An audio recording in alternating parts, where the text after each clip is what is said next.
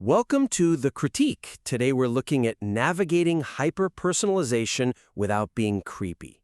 It's really digging into that tricky line between effective marketing and consumer comfort, specifically in Bangladesh. You've built a really solid piece here, definitely. Lots of value already. We just want to explore a few areas to maybe push it even further.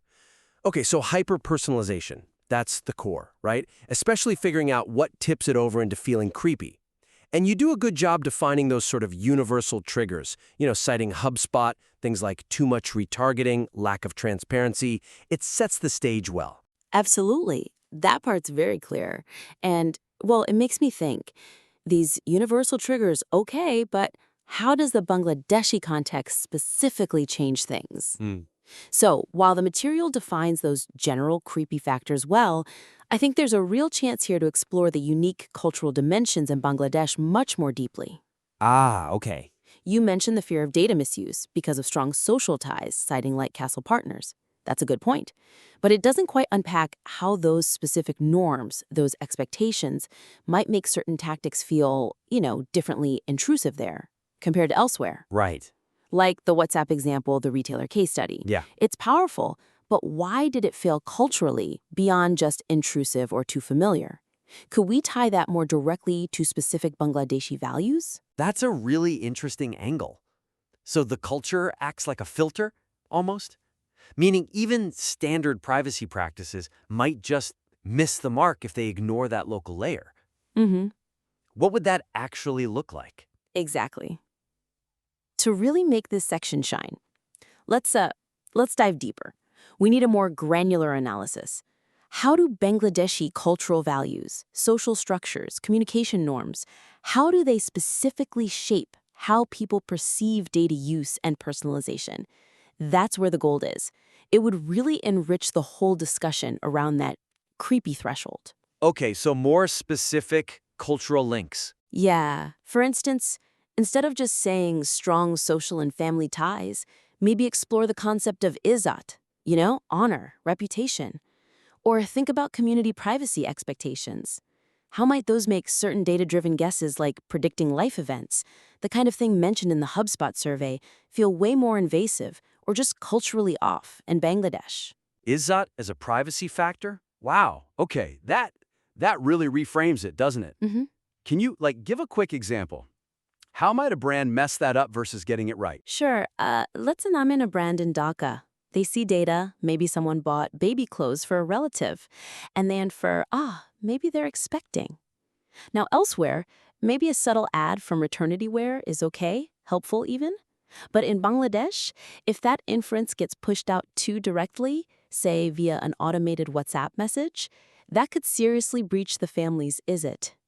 Personal news like that is often shared very carefully within specific circles, Right, in a certain way at a certain time. Exactly. So an automated congrats from a brand, it could be deeply awkward, even violating. It's creepy not just because it's familiar, but because it ignores a really important cultural boundary. Okay. A brand getting it right might be much more indirect. Maybe offer a general family essentials discount. No direct assumptions. Let the customer decide what's relevant. That respects the cultural preference for subtlety in certain areas. That makes sense. Respecting the indirectness. In building on that, we could give concrete examples of communication channels or even tones, things that are fine face-to-face, but feel totally wrong when automated with data. Like you mentioned, the WhatsApp example in the cautionary tale. That directness, that familiarity, it just carries different weight in Bangladesh, doesn't it, compared to maybe the US or Europe? Definitely. In some places, a brand on WhatsApp feels modern. In Bangladesh, where it's often for close friends and family, an automated brand message can feel like someone barging into your living room uninvited. Like a false intimacy. Precisely. It's like the brand is pretending to have a relationship it hasn't earned. And in a culture that often values, appropriate social boundaries, that's just not going to land well. So it's the what, the how, and the where of the communication, all seen through that cultural lens. Exactly. And maybe we could even push further. Are there specific types of data or specific contexts that are considered almost sacredly private in Bangladesh for cultural reasons?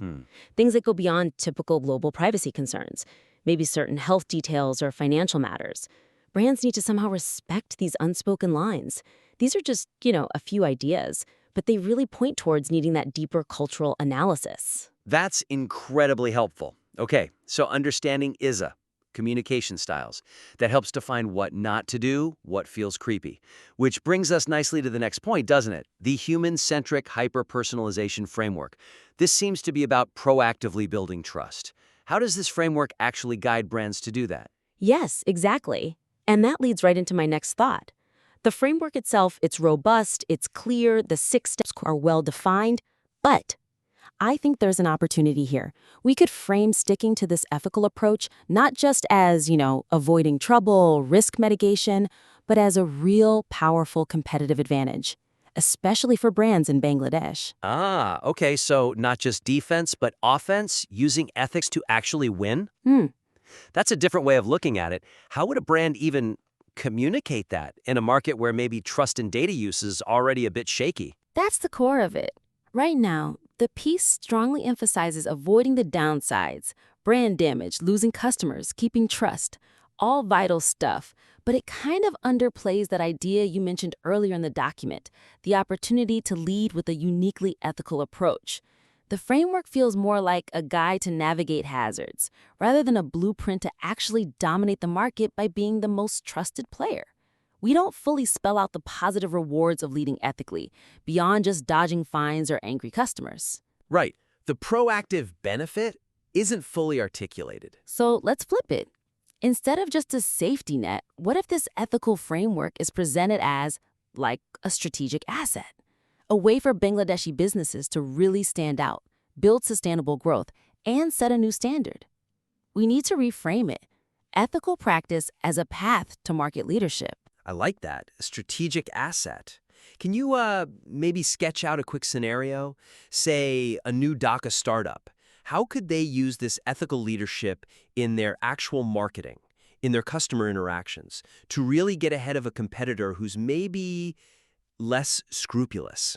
Okay, good challenge. Let's imagine a new e-commerce player. Call them Should Bazaar, meaning pure market. They enter this crowded market. Instead of just competing on price, they make transparency and control points 2 and 3 in your framework central to their brand. Not just a tiny link to a privacy policy. No, they have a clear, easy-to-find privacy dashboard. Customers see exactly what data is held, why, and can easily change permissions. Okay. And crucially, they explain how this data makes the shopping experience better, fulfilling that value exchange idea. This isn't just ticking a box, it's marketed as a core value. Your trust, our foundation. Something like that. They know from studies like that Cisco one that people will share data if companies are transparent. And they know from Light Castle partners that Bangladeshi consumers are concerned about privacy. So Shoes Bazaar targets that concern directly. It becomes their unique selling point.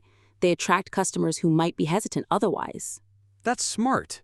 So they're demonstrating ethics, empowering the user, not just claiming it. How does that play out in terms of market share or loyalty against that less careful rival? It creates this positive loop, doesn't it? By really living the humanize the data and value exchange principles, Shoed Bazaar starts to outperform the rival. The rival might shave pennies off prices by cutting corners, sure, but Shoed Bazaar builds this deeply loyal base. Customers don't just trust them, they actively champion them. They tell their friends, their family, and in Bangladesh, that social network effect is huge. Word of mouth, yeah. Exactly. So you get higher customer lifetime value, a stronger reputation. It's not just about avoiding bad PR, it's about actively generating good buzz, building a real community around the brand. Moving beyond avoiding problems to cultivating enthusiasm? Yes, and think bigger picture. We could connect this directly to that projected $1.8 billion digital ad market for Bangladesh by 2025.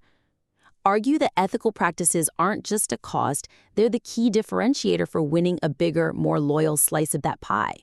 It's a strategic investment, plain and simple, not just compliance. It's about playing smarter, leading the market. Again, just a few ways to frame it, but you see the potential shift? Absolutely. Framing it as a competitive edge, even a secret weapon, that definitely elevates the framework beyond just guidelines. It makes it a strategy. Okay, so that leads us to the conclusion. The notes suggest the core idea is that personalization's future needs a really thoughtful approach. I see what you're aiming for with the summary and that final reflective question. Right. And you've summarized the key points well, posed a good question, but I think we can make it punchier. There's an opportunity to turn that ending into something more visionary, a more empowering call to action that really picks up on that opportunity to lead idea we just talked about. How so? Well, the current conclusion wraps things up nicely, but ends with, how can you use your knowledge and skills to make hyper-personalization a positive force? It's a good question, but it feels maybe a little passive. After building up this strong framework and action plan, could it more forcefully paint a picture of the desired future for Bangladesh's digital economy, one shaped by these ethical practices, and really empower the reader to build it? I see what you mean. It's like we've handed them the toolkit and then just asked, so, what will you build? Instead of maybe pointing towards a blueprint. How do we shift it from reflection to more of a rallying cry? Exactly, a rallying cry. Let's craft a more aspirational, more direct call to action. Challenge the reader to actively shape that future, to move beyond just navigating the line to actually pioneering ethical hyper-personalization, maybe even becoming a global example. Okay. So instead of the open question, maybe a bold statement about the potential. Something like, imagine a Bangladeshi digital economy where personalization means trust, innovation, and empowerment, setting a unique, human-centric global benchmark. Framing it not just as a hope, but as an achievable vision. That definitely lands differently, more declarative. And who exactly are we issuing this challenge to? Good point. We need to be clear. Challenge the readers, corporate leaders, marketers, developers, even students, as you mentioned in the action plan. Challenge them to become the architects of this future. Don't just apply the framework. Innovate on it. Make it culturally resonant, globally impactful. It's saying, you have the insights, now go lead. Go create this better future. That's much more empowering. So beyond just thinking about it, what's a concrete next step we could suggest? Something tangible they could do to start building this vision. Right, we need something actionable to ground the vision. Maybe suggest something that fosters collective effort. Like advocating for industry-wide ethical standards in Bangladesh? Or maybe developing localized ethical AI guidelines, really incorporating those cultural nuances we discussed earlier. Or perhaps fostering platforms to share best practices, using the insights from this critique as a starting point. Okay, moving from individual action to shaping the ecosystem. Exactly. It creates that ripple effect, where ethical, trusted engagement becomes the standard, not the exception. These are just examples, of course, but they give concrete pathways for people to become those pioneers we're talking about. This has been incredibly valuable.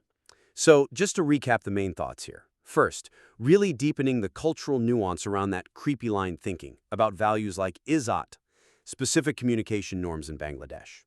Second, elevating the ethical framework, framing it not just as risk management, but as a powerful competitive advantage for Bangladeshi brands. And third, strengthening that conclusion, making it a truly visionary and empowering call to action. Key suggestions boil down to digging into those cultural specifics for the creepy threshold, actively marketing ethical practices as a strategic asset, and crafting that more aspirational ending that challenges readers to pioneer change. These ideas are really aimed at taking your already impressive work and making it even more resonant, more impactful, turning it into a real piece of thought leadership. We'd love for you to take these thoughts, rework the piece, and please submit it again.